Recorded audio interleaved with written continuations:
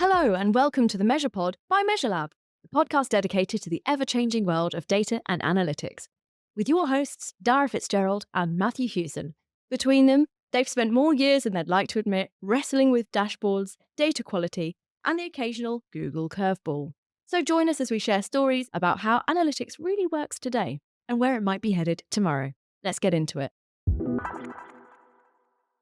Ho, ho, ho, and welcome to the MeasurePod. This is obviously the Christmas edition. I haven't just completely lost it. I'm here with Matthew. For those of you watching, I've got a regular Christmas hat on. He's got a silly, tiny novelty Christmas hat on. Yeah, I'm a very big guy. This is a normal-sized hat. it's like the have you seen the thing with Shaq holding kind of normal-sized things? Yeah. This is basically you with your regular-sized Christmas hat. Yours is the same as mine. They're the same hat. Yeah. Just looks a lot Bit smaller. bigger, on you. actually. Yeah, probably. So we're going to do something a little bit different.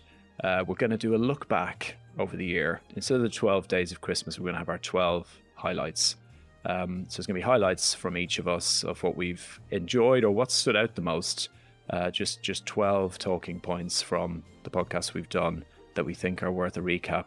So I think I'm going to kick it off, Matthew. Isn't that right? 12. I'm not sure about the title 12 talking points. That does sound like the most boring thing we could ever do. Listen, for Christmas as a kid, I got a lump of coal every year. So that's, it's inspired by that. There's nothing fun about this. This is dry content, seriously delivered by two men in Christmas hats.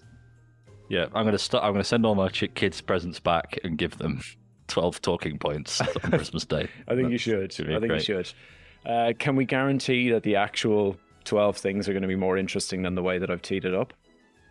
I think so. I hope so. If people have bothered listening to the podcast over the past, I think we've done maybe 15 episodes now. Since we took over, is it?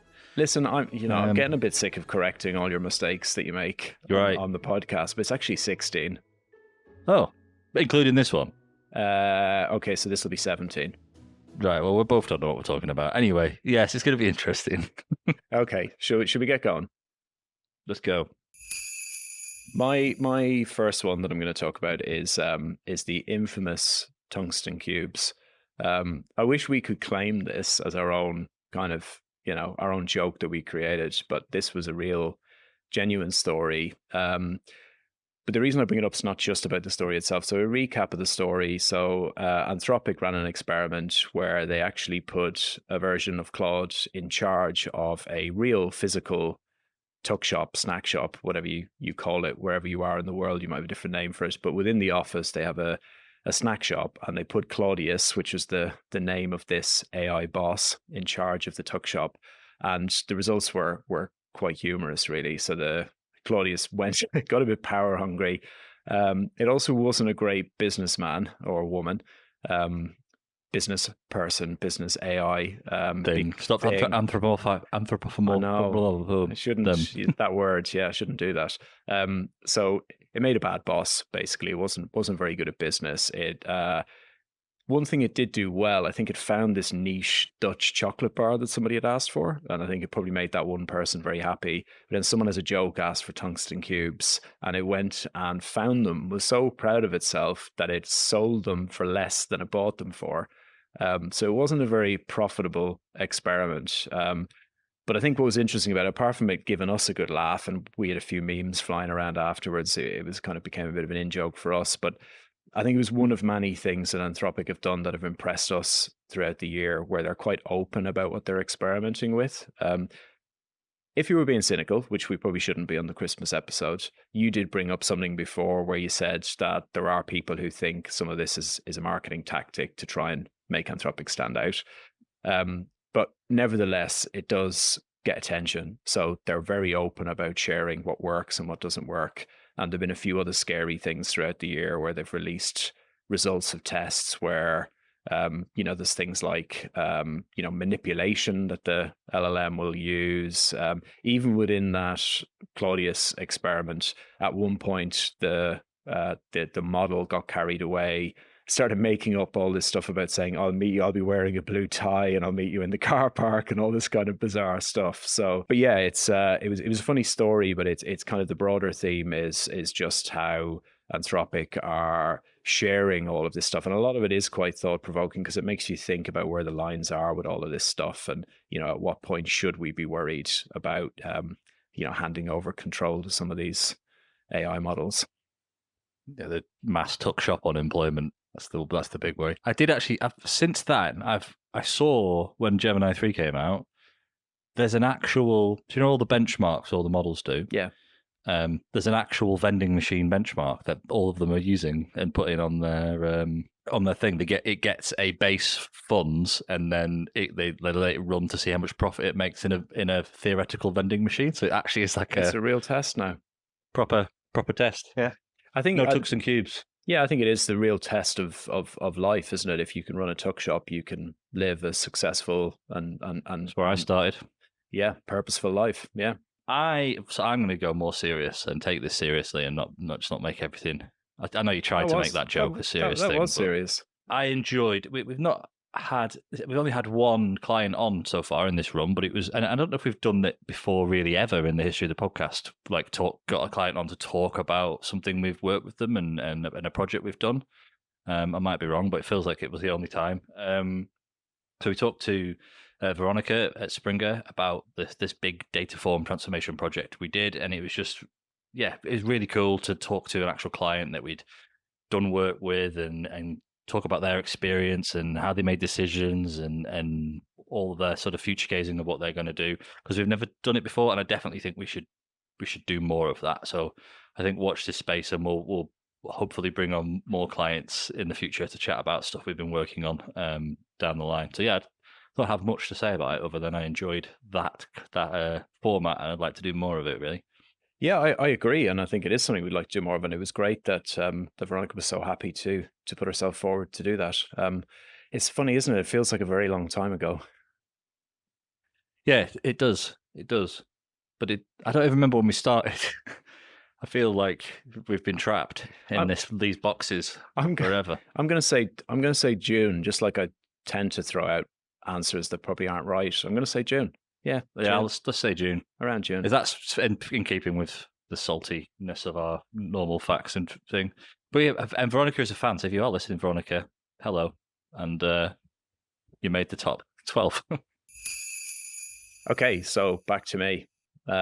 So my next highlight, and this is something that's come up, it's come up several times, and it particularly recently, and this is to do with the kind of the effects that AI are having or might have on critical thinking. So it's probably come up more times than I'm going to include, but my little summary is there was talk of it kind of eroding critical thinking, and this is something that Juliana Jackson mentioned on her chat with us, where she felt that it's going to make, and she's not alone in thinking this, but that it's going to, because you can just go to an LLM and get it to give you the answer. You know, a lot of people are now outsourcing their thinking to LLMs. So her concern, and I do get this, is that it's going to erode people's critical thinking. As time goes on, people are going to be, there's going to be less of an incentive to be curious, to think critically, to really probe what's coming back from the LLMs.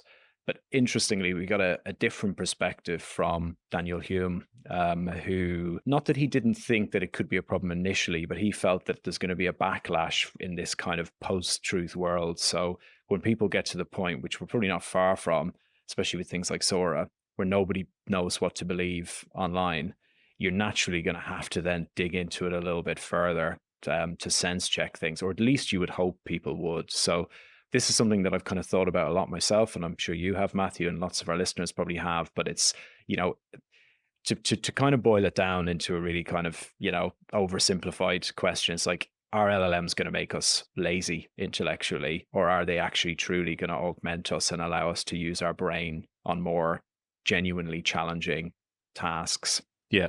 And it's interesting. I think since we had that conversation, the British government has came out with like a new, my wife's a teacher, and she was showing me the new curriculum, and there's a big focus on critical thinking in there, and like that being a core tenet moving forward, which I can only imagine is is a reaction to all of this stuff. And I think since we had that conversation as well, Nano Banana Pro came out. But yeah, so that's come out, and the realism, you see these new images and things, and you think that looks really real, and then they release a new model and you go, no, that looks really real. And they've definitely turned the dial up to 11, and it's harder to tell what is and isn't real. I know that's not quite the same as the critical thinking, but spotting the difference in reality is going to be really important.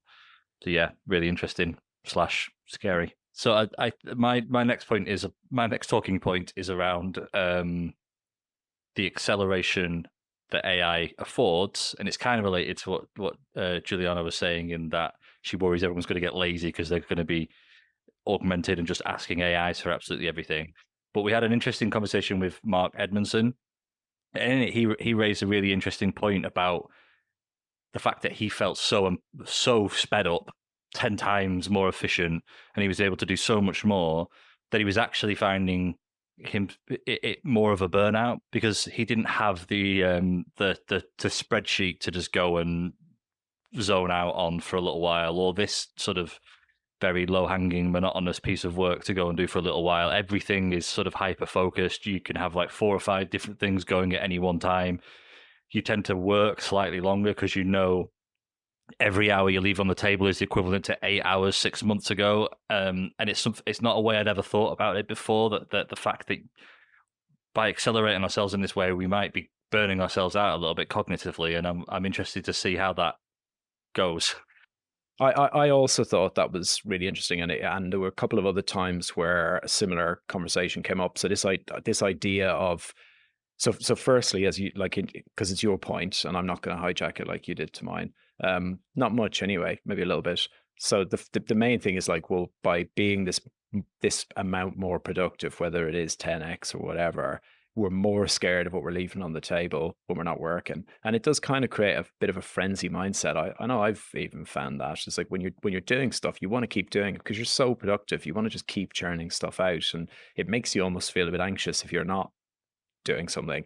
But the other kind of related point that came up in a couple of conversations, one I remember clearly was the one with Gunnar Grise, and it was around this idea of like, there's an assumption that we're all going to use this free time on purposeful things, whatever they may be, but we don't actually know that yet. And are we just going to make ourselves busier with the time? And this fits in with that point from Mark. This is like there's some early evidence just from our own experience to say that we are just going to make ourselves busy, or at least it's going to be a risk that we're going to have to try and be aware of that and try and make sure we're putting our own rules in place to make sure that we're not just vibe coding 24/7. And it does feel a little bit as well, to expand on that a touch, that I don't know if this is related, but I sometimes feel like my concentration's eroding away a little bit. Like I noticed it with short form content and all that sort of a little while ago, but it might be in my head, but I feel like it's a little bit harder to concentrate on longer form tasks because I'm so used to getting augmented and speeding through things, and it's a bit like, well, I need to be doing something else and wandering off, and my attention feels so much more thin and spread. And I think there's definitely some sort of systems I've got to start putting in place to hone in on things a little bit again. It's maybe my mind's just deteriorating, but it could be a coincidence. It could be a bit of both. I don't know. I can't speak to whether your mind's disintegrating or not, but the whole multi-agent thing, definitely, because AI might be able to go off and run on parallel tracks, but when you're setting these things up and watching it happen, you're right. It makes your own brain try and go off on parallel tracks, and obviously we're not designed to do that. So it does stretch the attention a bit too thin, I think. Yeah, we kind of said it with when OpenAI released Atlas. And we're saying, you can set all these tabs off to be doing this, that, and the other, but you've kind of got a little bit of your cognition sitting in that tab that you've left over there doing something. It's impossible not to, otherwise you'll just forget it exists. So interesting. We said we weren't going to go too dystopian, but we have such a tendency to veer into the bad, don't we? Look, we are who we are. Yeah, that's what we are. Yeah. My next thing of note, it's just a little one. My next one, consciousness. Just a simple as that. Simple, yeah, simple. So we talked. This is fresh in the mind. We talked to Daniel Hume about this on our last podcast, but it wasn't the first time we talked about it. It wasn't the first time we thought about it. But this I guess where it got me thinking is not just about I'm going to try and not go dystopian, but I'm going to end up in some weird place here. I can already tell it's going to happen. So the talk with Daniel was very much around firstly, what is consciousness? And there is no single agreed upon definition of consciousness. So it makes the challenge of figuring out when or if an AI becomes conscious really, really difficult, because we can't even say why we are or if we are. So it's just really one of these really kind of mind-blowing kind of topics where you go away and you think about it a lot more. And I think you've read the book now, The Hidden Spring. It's on my reading list. We've talked about it on a couple of episodes now, I think. But it's just a fascinating subject in general. It goes way beyond what we do in work, way beyond it. But it's interesting to think about. And I think with LLMs, I think Daniel said something like 60 to 70% of people, I'm sure this was in a survey or something, believe that LLMs are conscious. And when you talk to them, or when you talk to an LLM, it does do a convincing job. And you do end up wondering, well, hang on, if this is just kind of computational outputs or, some kind of predictive model spitting out words, well, isn't that what we do? So it does get you thinking, what is, and science can't agree on this, philosophy can't agree on this. So it's just a really huge topic, way beyond what we tend to talk about on the podcast, but it's something that I personally find really fascinating. I think that's our most related to data and analytics topic we've covered so far. Probably is. Did you think when we came back that would be one of your consciousness would be on the docket? But it is super interesting, and I have read that book, which is hard at times to get your head around, but he uses so many terms in there that really align with, like, it uses terms like generation and inference generation and prediction engines and this, that, and the other, and it makes you think, well, I don't know how I'm stringing these words together. Feels like my brain's just going, I just put in probabilities of what I should say one after the other, so it's tricky, but really, really, really fascinating. And the other point he raised, because we were talking about this a little bit yesterday, weren't we? Because you were having a little bit of a consciousness conversation with Claude, was it, or Gemini? I can't remember which one. And I think Daniel Hume also raised the potential that because they're all trained on sort of the corpus of human knowledge, there's a lot of sci-fi in that training data, and maybe they're sort of spouting out these familiar tropes in AI literature and films and things like that. But that's a theory, isn't it, rather than a fact? It is. It's so mind-boggling and so hard to know. There's something I forgot to mention as well, which is some of the things that have come out around some of the self-preservation behaviors that the LLMs have shown. So again, Anthropic are good at sharing this kind of stuff, but they're not the only ones. But in a lot of testing, the LLM actually shows some form of self-preservation behavior. There's another word for it, isn't there? Something to do with like anti-shutdown or something. So there's some other term I think that's used as well, but it's where the model will actively go out of its way to try and not be disabled or shut down, which, again, if there's no clear definition, it's hard to say, but that's certainly, you could see how someone might argue that that's a sign of something being self-aware and having some form of desire to continue to exist, whatever that means. Yeah, it's strange, isn't it? Because I've always thought about that, because I've read about that long time ago, that people have been saying, oh, when AI gets to a certain point, it might not want to be shut down and might try to do self-preservation, well before we were even into talking to these systems, and it was even possible to ask it that question, and then it's actually eliciting and doing that behavior. It's like, it seems like our predictions come true here of a pretty worrisome bit of behavior. But I'm still reeling from the if anyone builds it Everyone dies. Everyone Dies or something. I forget the exact title, but yeah, they talk a lot about that sort of self-preservation stuff, and it can be, again, straight back to dystopian. I was going to say, I'm so glad the rest of our talking points, what are we calling them now? The rest of our Christmas presents. Things of note. Oh, right, this is like the equivalent. Again. This is the equivalent of getting socks, isn't it? This is 12 pairs of Christmas socks. That's what this is really. Yeah. But the rest will be positive only, guaranteed, except the ones that aren't. I enjoyed our talk with Istvan. We talked about the growth of warehouse native analytics, and the reason I enjoyed it is because it really aligns with like our thinking and what where we see things going and how we see the future in warehouses and sort of growth intelligence platforms and it being the center of all of this stuff we talk about, all the AI, all the analytics, the data, sort of centralizing around these things. And like Mitsu and what Istvan was talking about was very much like a real value add to those central points. So it was just a small point really, but it was something that I was really enjoying talking about because it really aligns with, well, not just me, I think as we all think at Measure Lab, like how things are going and where the future is with data and analytics and the unlocks you can get from that. Yeah, definitely. I also enjoy. I don't have a lot to add to that one.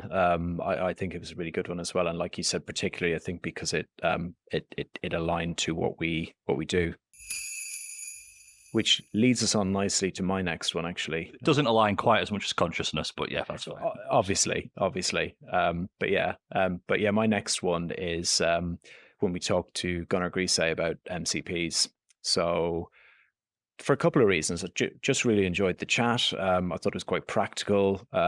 It was something that people could go away and kind of figure out for themselves, including me. And that's the other thing I liked about it. So that was probably a bit of a catalyst for me to go away. It was kind of my light bulb moment. You know, everybody has one where they suddenly see what all of this AI technology can do. Even if you're aware of it beforehand, there's something for everybody that kind of flicks that switch and gets you really kind of excited about it and gets you hands-on. And that's what it was for me. It was the MCP chat. So, I mean, I'd only really used LLMs before that in the fairly basic way of just, you know, like asking a question, just a kind of back and forth type research aid, or even just getting simple pieces of information. But this was the first time I actually got involved in kind of using some of the, like it got me using Claude Code and it got me playing around in the terminal and various bits and pieces, which is not something that I tend to feel particularly comfortable doing.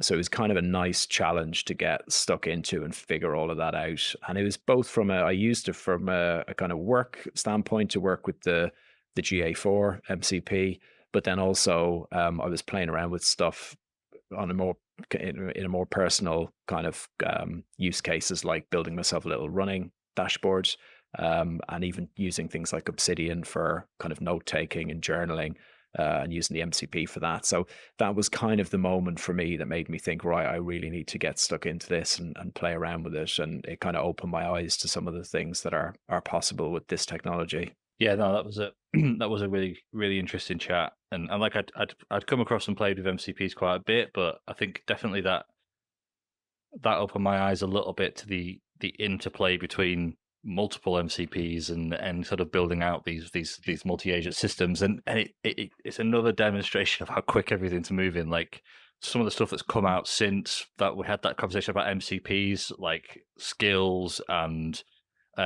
agents, and like we've delved a lot deeper into like agent development kit in Google and all those sorts of things. I'm sure we could have, and I'm sure Gunnar would have lots of thoughts and has been exploring and playing with all of this new stuff that's come about and appeared as well. So maybe we can have him on again in the future to chat about what he's been playing with, because it seemed that was probably 3 months ago, and it does feel like a different world in those 3 months. So yeah, watch this space.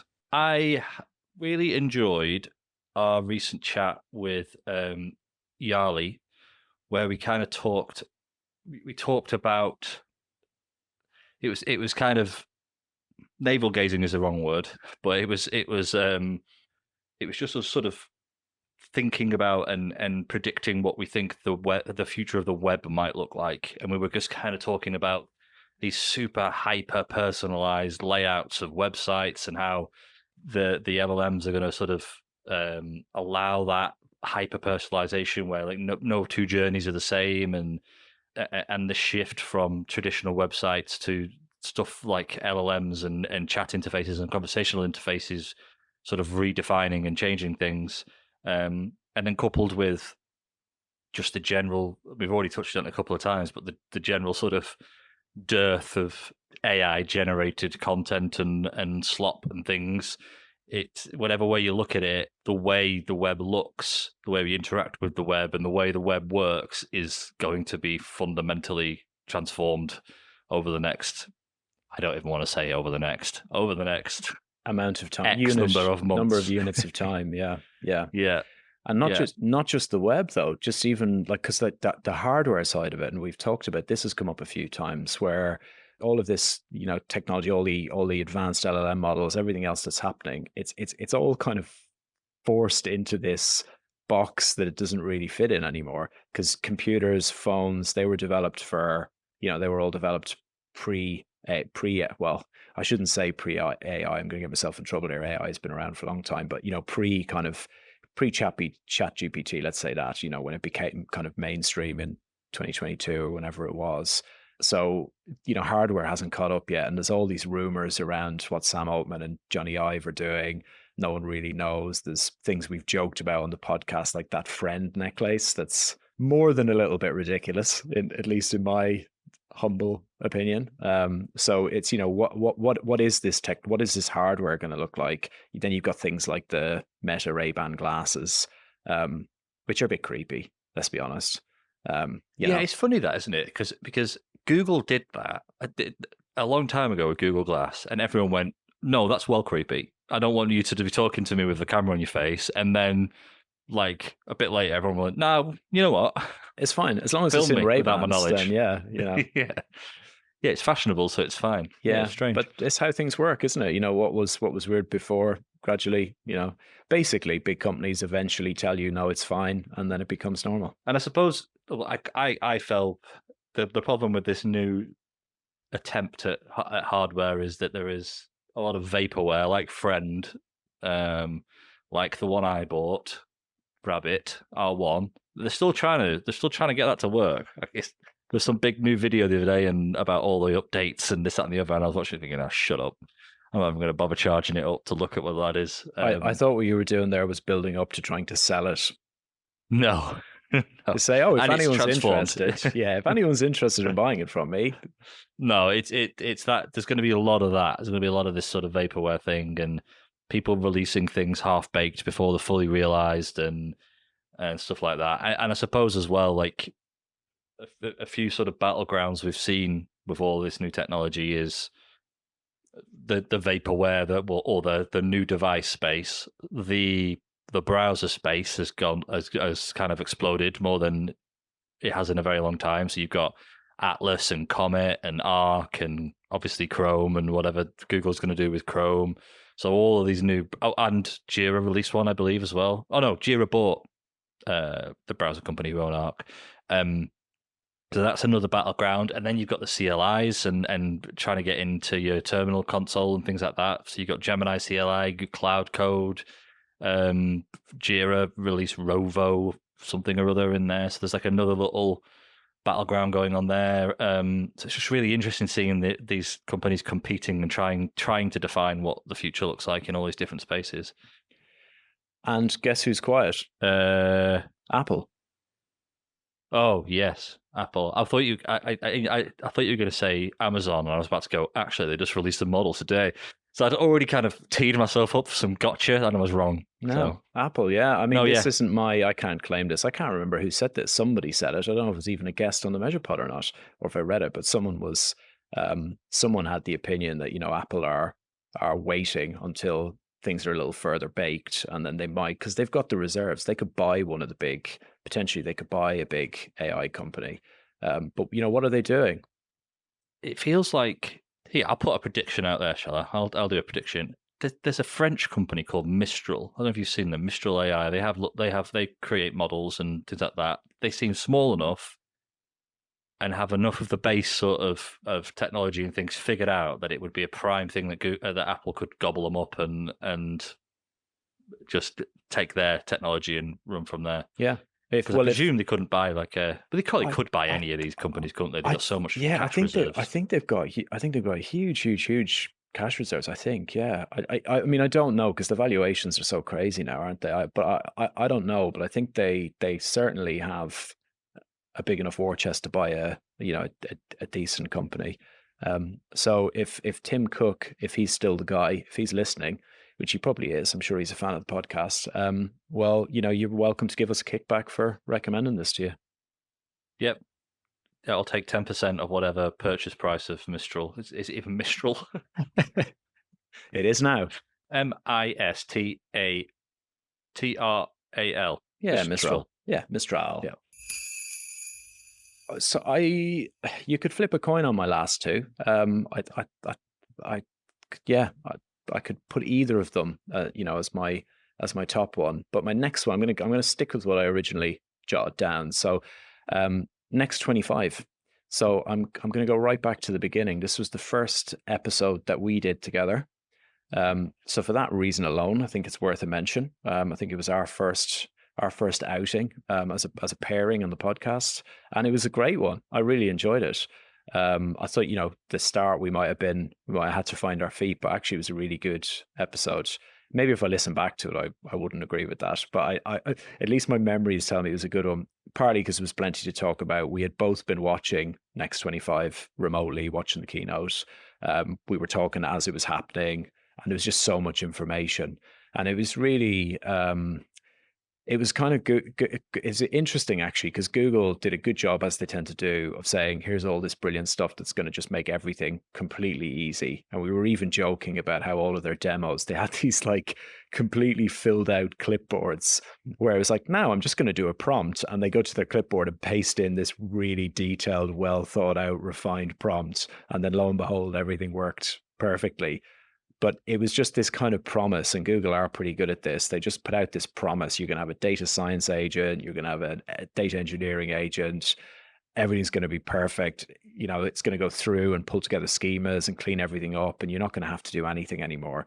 Now, obviously, that's not reality, but the promise was really exciting. And I think it's interesting now that we're coming to the end of the year that Google had kind of lagged behind a little bit, and now they've pushed to, or at least they had pushed to the front, maybe Opus 4.5, maybe, depending on which benchmark you look at. And you made the point last week, I think, that they all seem to favor, there's a little bit of cherry picking going on with this stuff.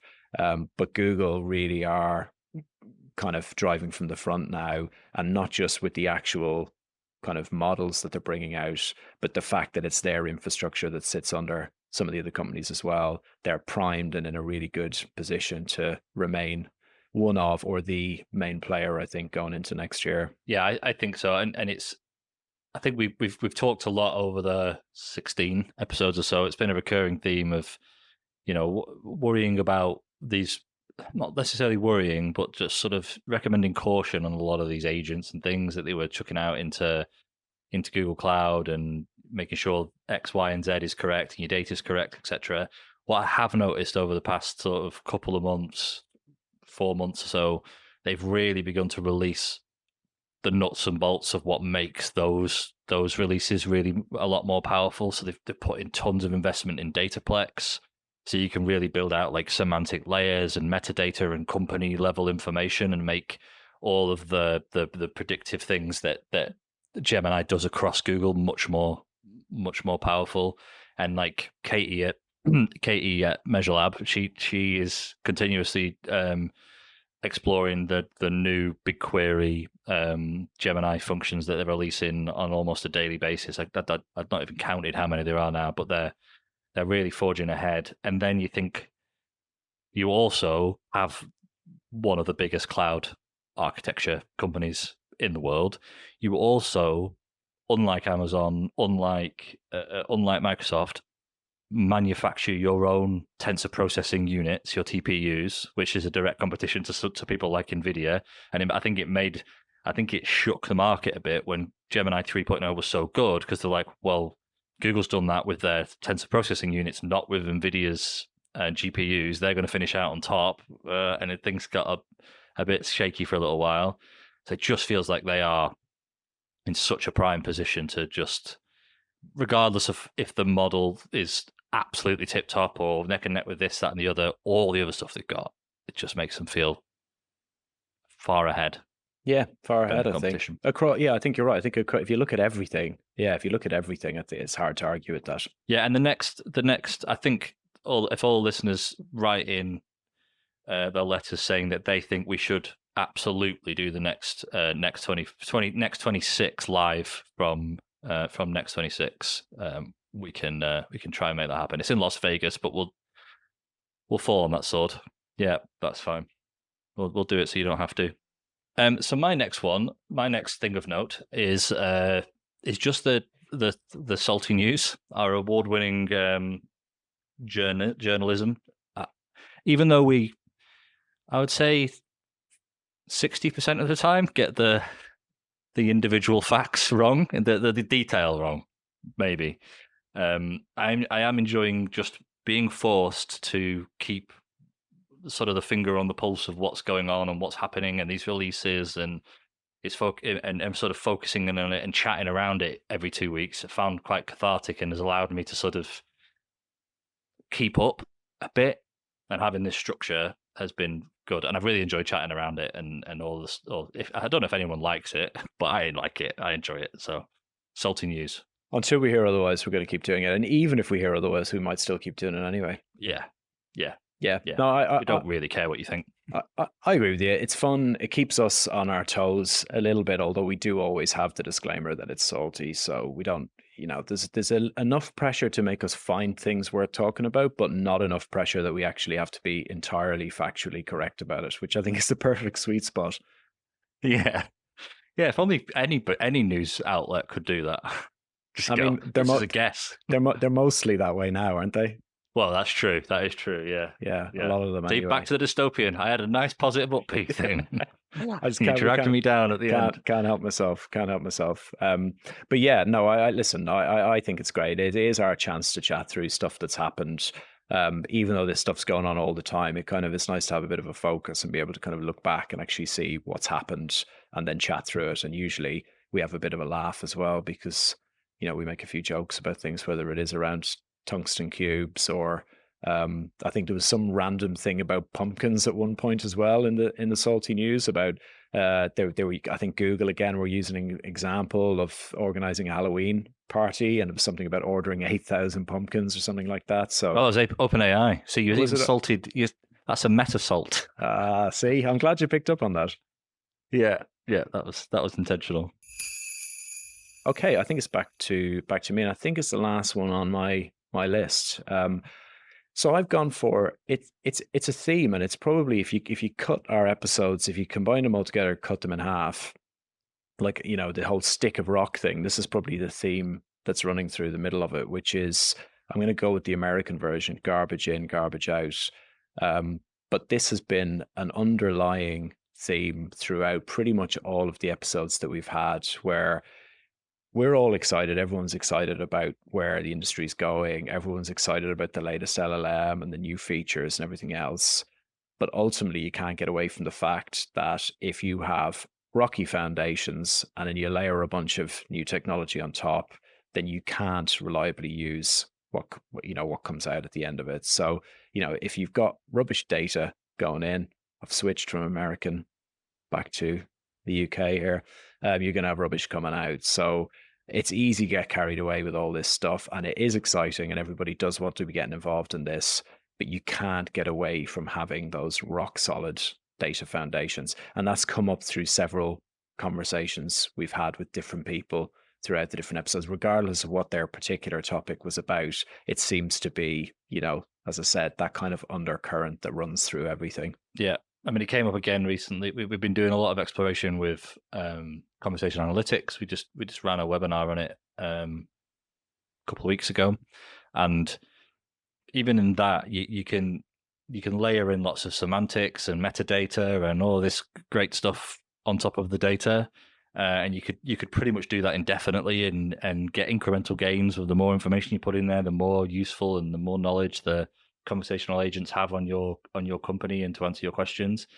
But if you do all of that on top of crap, I think I termed it in the webinar, don't put diesel in your Ferrari. If you spend all that time building this absolutely fantastic semantic engine and multi-layered, multi-agent platform, but the underlying data isn't right and not properly vetted and tested and checked and combined and modeled, it's pretty pointless and a big problem, because what could happen, and I think we might have even seen it a couple of times, is if you rush to it, you get some application out, you spend a lot of time and a lot of money releasing that application. A couple of mistakes, a couple of people noticing the data's not where it should be, can pretty much erode the trust in not just the data, but AI, and set your company back like a significant amount of time. And we've already talked non-stop about the pace of this stuff. You can't really afford to be set back with a loss of trust with it internally with the whole thing, and then by the time you get that back again, you're like, oh shit, where's everything? Everything's moved on again, and so it can be really damaging. And it's the simple fix is to go ground up with it and get everything shored up properly before you start really delving in. Which, you can understand why people do it. Maybe it's not seen as being as exciting and you want to jump ahead, but you have to do it. Otherwise, all that exciting new stuff is just going to be a waste of time. It's going to give you the wrong results. Absolutely. So 2 final things. My final one, which I think is the final thing of note, and then we're going to do our own predictions for the next year.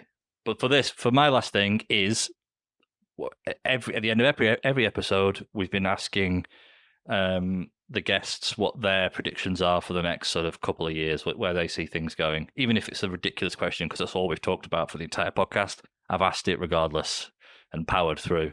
So I just thought I'd just list through a couple of people's predictions, which I think were pretty interesting.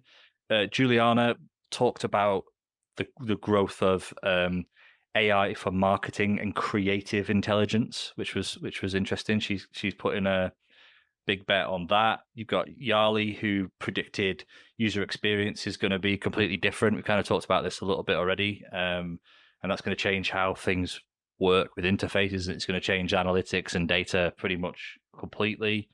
Johan had shared some similar concerns to what we did about deep fakes and various misinformation that exists out there. So he was sort of worried about how that was going to progress. I think the term Black Mirror came up.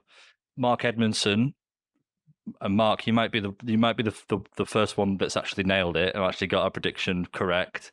He reckoned that Google will definitely have Gemini 3 by the end of the year, which will be a very strong model, and that Google would end the year on top. So top points, Mark, because I think you actually got our prediction correct. And he also talked about some more bigger things like geopolitical instability around chips and all sorts of things like that, which was scary. Brian Clifton talked a lot about personalization. So he talked about hyper-personalization being a tipping point, and maybe there being some backlash where people just start saying no to tracking full stop. They won't want to be involved. And we've sort of riffed on that idea a few times since, where I think my view is it's not quite the same as hyper relevant marketing, because you're actually getting something of value out of it in terms of like an assistant that knows everything about you and knows your preferences and things. I do wonder where it's going to go privacy wise, if people are going to put more in because they get more out than they do with some ad that sells you the exact right shade of beige socks. And there's more, but I'm just going to round this off with the most sort of interesting, or I don't understand one of the bunch, which is from Daniel Hume, who predicts the rise of neuromorphic computing, His argument being that you don't need a nuclear power station to power our brains. You just need the power of a light bulb to do so. So a lot more hyper efficient models are going to come about from this neuromorphic computing, and that may have knock on effects with like your Nvidias and things like that, and who are betting big that you need tons of compute to progress the space. So that was what all of the really intelligent people that we talked to on our podcast said were their predictions over the next X number of years. Dara, what do you predict? Let's just do next year. I think the hardware thing is going to move more in the next year. I think there's going to be more focus and more investment in that area. So I'm interested to see better things come out than the friend necklace. Whether it is the Sam Altman Johnny Ive thing, or it's, further improved versions of the Meta glass, Ray-Ban glasses, whatever. But I think there's going to be more in that space. Another prediction I'm going to make for next year. How many am I allowed to do, by the way? I don't know. It depends if one of the ones you say is the one that's in my head, in which case I'll just cut you off. I'll just keep talking until I'll just keep making predictions. I've got about 640. Is that okay? I think the other one is around the kind of personal AI space. So, your own personal AI model. So rather than using this, like whether you're Gemini or Claude or ChatGPT, whatever, have your own version that you can confidently share personal information with and have it learn and train based on your information. So it's your own personal AI, and then effectively like your digital twin on steroids. So I'm interested to see if more happens in that space. I think it probably will in the next year. Mine, I think there's going to be. We've talked a bit about, if everything stopped right now and models didn't get any better, there's still so much left in terms of utility of what's already out. And I think we're seeing that over the past however long in terms of like memory being added and improvements to the reasoning of the existing models, and the skills and MCPs and all of these sort of add-ons that didn't exist before that are unlocking more and more. And I think there's going to be loads more innovation. There's going to be a lot more sort of maturation of the products that sit on top of these models. And I think that's going to lead and push people a lot more to having to get their data in order, like we've already talked about. People needing, because all of these things are great and they're all going to be getting more and more powerful and more impactful per business. So people have to get their ducks in a row in terms of data and sort of get it centralized and governed and trusted and all of those buzzwords that we continuously talk about, to just round everything back into the world of data and analytics. But that's my prediction. A lot more investment in cloud, centralizing data, and unlocking the power of what already exists. All right, that's our Christmas, 12 days to Christmas. 12 days off Christmas.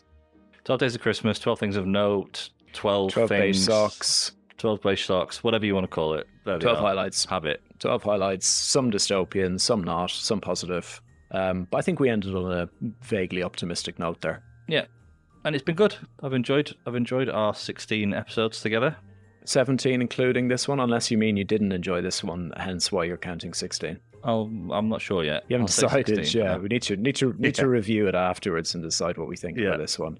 Yeah, I agree, and looking forward to getting more guests on in the new year and carrying on. Yeah, I think we're going to have a slight hiatus for about a month, I think, are we? And then come back sort of late Jan, early Feb, and start off again. Yeah, unlike AI, we do need a little break every now and again. Just to recharge. Keep up with the AI news so you don't fall too far behind in February. Yeah, we're probably going to have a whopper of a news segment in the next one we do. Everything will have changed. The first episode will just have to be news, and then we'll go into guests after that. It'll be, okay, forget everything we said in every previous episode. Yeah. Google's gone. They've fallen to pieces. But now all hail Mistral. All right, that's a wrap. We'll see you all in the new year. Have a great Christmas. Bye-bye. That's it for this week's episode of The Measure Pod. We hope you enjoyed it and picked up something useful along the way. If you haven't already, make sure to subscribe on whatever platform you're listening on so you don't miss future episodes. And if you're enjoying the show, we'd really appreciate it if you left us a quick review. It really helps more people discover the pod and keeps us motivated to bring back more. So thanks for listening, and we'll catch you next time.